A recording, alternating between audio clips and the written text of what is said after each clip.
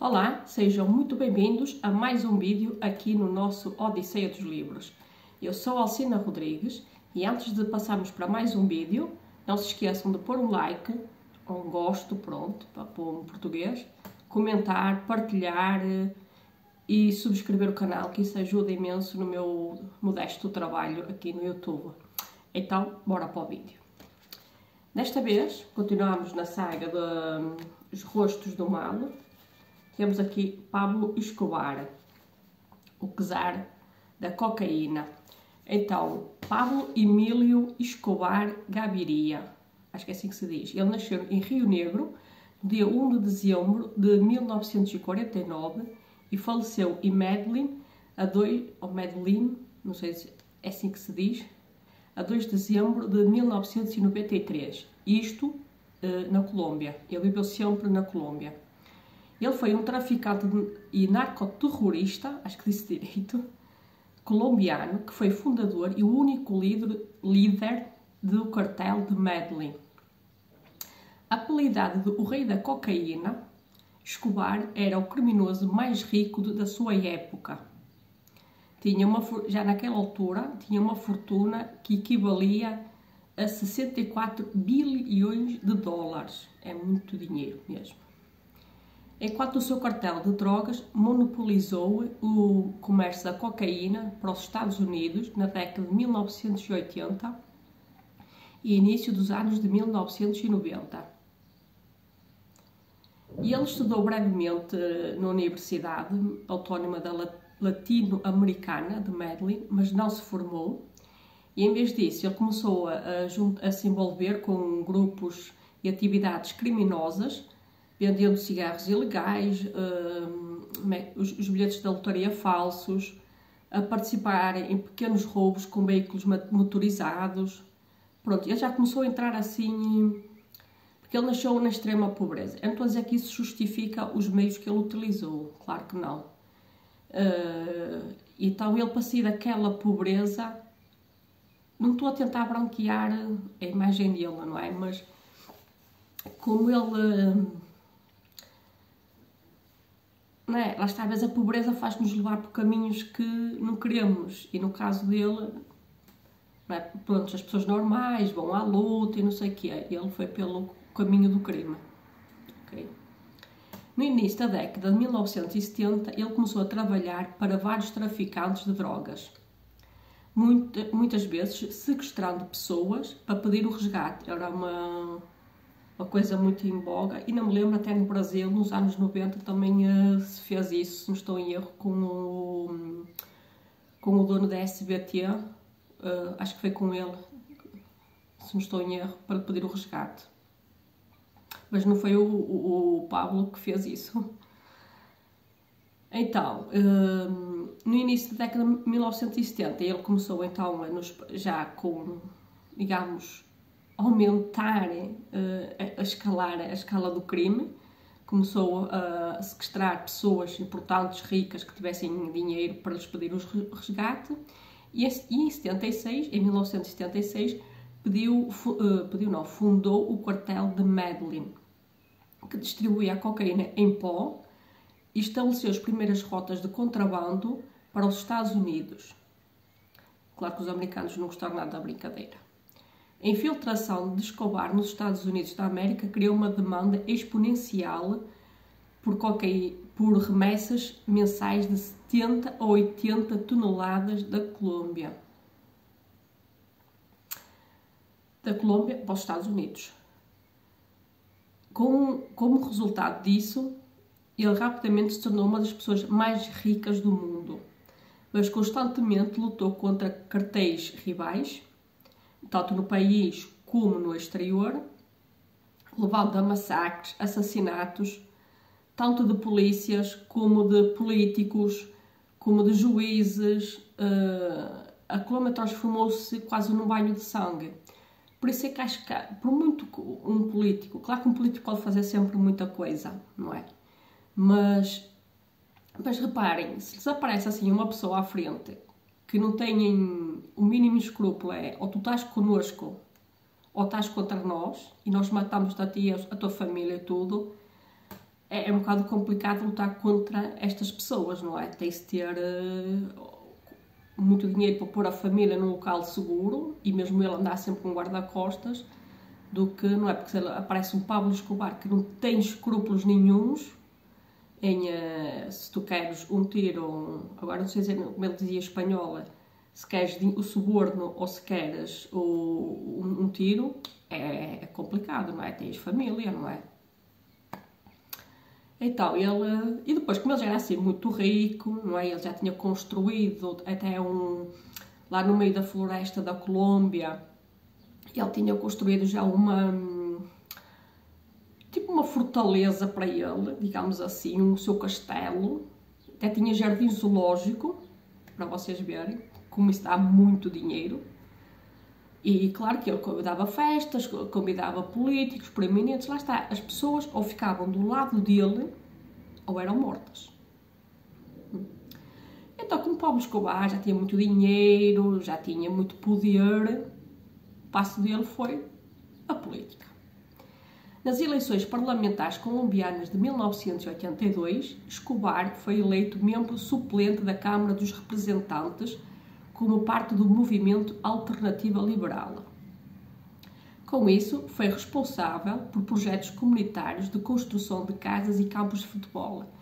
É verdade que ele investiu também muito dinheiro da droga, não é? Digamos assim, não é digamos assim, é que foi mesmo na construção de casas, não é? As pessoas viviam naquelas favelas e naqueles barracos e ele construiu grandes empreendimentos, construiu campos de futebol.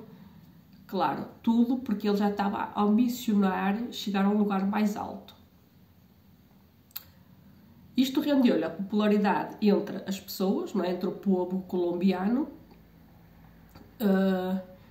mas as ambições dele, políticas, foram frustradas pelo governo da Colômbia e dos Estados Unidos, não é? Como ele... Porque é que os Estados Unidos se meteram? Porque os Estados Unidos também o queriam caçar, porque como ele estava a levar muitas remessas de cocaína para ele, não os seus, não é? As suas mulas, dizendo o termo correto, para os Estados Unidos, era óbvio que a CIA queria, não é, apanhar o Pablo Escobar o quanto antes e extraditá-lo para os Estados Unidos. Porque o Pablo Escobar, além de querer ter a ambição de ser, talvez até presidente da Colômbia, o objetivo dele, também principal, era também não ser extraditado para os Estados Unidos. Porque uma pessoa sendo da política, nós temos imunidade parlamentar, penso que é assim que se diz, e acho que é mais ou menos assim também na Colômbia.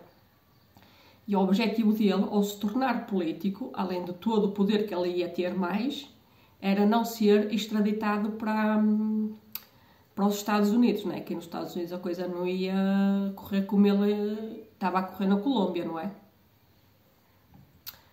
E então, no entanto, as ambições políticas do Escobar foram frustradas pelos governos colombiano e dos Estados Unidos, que rotineiramente pressionavam pela sua prisão, acreditando-se que Escobar tem orquestrado os bombardeamentos ao edifício do Departamento Administrativo de Segurança e do voo de avião de 203 como retaliação. Para vocês verem, ele não tinha problemas nenhuns. É assim, vocês querem me apanharem, mas eu faço isto e isto e isto. É assim, eu aceito o suborno ou sou mortos. Era mais ou menos isto que ele pensava.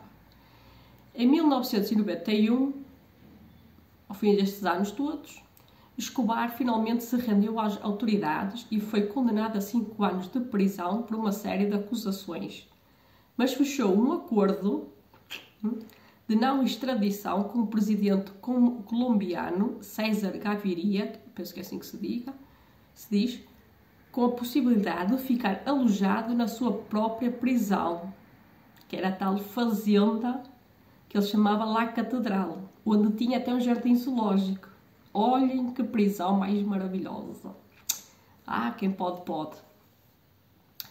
Em 1992, Escobar escapou e escondeu-se no mato, não é, lá na floresta, não é, que é muito densa, quando as autoridades tentaram transferi-lo para uma prisão a sério. levando uma caçada nacional. Como resultado, desculpem, o quartel de Medellín desmoronou-se e em 1993 Escobar foi morto na sua cidade natal pela Polícia Nacional da Colômbia. Isto, ironia do destino, um dia após o dia que festejou 44 anos. O legado de Escobar permanece controverso, exatamente, enquanto muitos denunciam a natureza hedionda dos seus crimes, não é? Já sabemos que quem não era a favor dele, ele matava, ou mandava matar. Muitos colombianos veem como uma figura parecida com o Robin Hood, do tipo, ele roubava aos pobres para dar aos ricos, não é? Mais ou menos isso que as pessoas pensavam. Ele, no fundo, não deixa de ser um criminoso, mas dentro disso conseguiu construir ao menos alguma coisa boa, que foi construir umas casas lá em Medellín para o povo mais pobre e uns campos de futebol, prontos, que o povo gosta, mas para se entreter. Pois oferecia muitas comodidades ao povo barra pobres, não é? Ao povo da mesma escala mais baixa. A sua morte foi lamentada e o seu funeral assistido por mais de 25 mil pessoas. Não é? Estão a ver que as pessoas, não é, no fundo, não é, lá está, estas pessoas são sempre muito, não é, é amor e ódio, não é? E com o Escobar não foi diferente. Quanto ao seu castelo privado, a Fazenda Nápoles foi transformada num parque temático, onde a casa em si já está tudo em ruínas, pelas pesquisas que eu fui fazendo, acho que não está aqui no livro. Está em ruínas, mas o parque temático, não é parque temático, tipo jardim zoológico e assim, eles transformaram-se para as pessoas ir lá passear, divertir-se, estar um bocadinho, não é, divertirem-se, não é, no fundo. E pronto, ao menos teve alguma utilidade pública. É assim, a vida de Pablo Escobar, vocês podem ver também na série Narcos, acho que, não sei se ainda dá essa série, que é um pouco baseada na vida dele e na obra dele. No fundo ele teve 2 filhos, mas o filho não utiliza o sobrenome dele, não é? Por toda a carga que isso tem, não é? Os filhos. E não ficaram assim muito contentes pela série em si, não é? Está muito recente, eu penso que seja muito por isso. E, não é? É o pai dele, mexe sempre com os sentimentos, por muito... Não é? É os sentimentos que a pessoa tem, não é? Acho que se os Narcos fossem feitos, sei lá, para a geração dos netos do Pablo Escobar, já estava mais distante.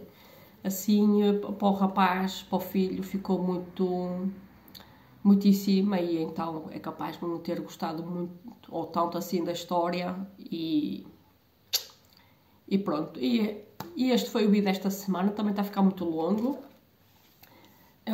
Continuamos aqui nos rostos do mal, Pablo Escobar, o czar da cocaína, sem sombra de dúvida. Que ele foi mesmo um czar enquanto esteve lá na sua fazenda, não é? Porque ele convidava pessoas e, portanto, fazia festas às pessoas que aceitavam o seu suborno, não é? Claro que os outros eram todos mortos.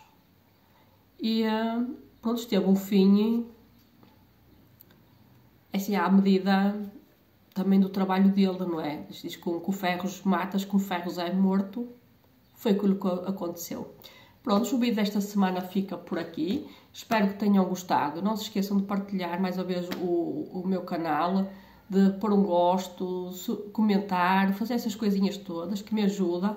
E pronto, e surgiram mais livros, mais vídeos, que eu estou sempre receptiva a isso, está bem?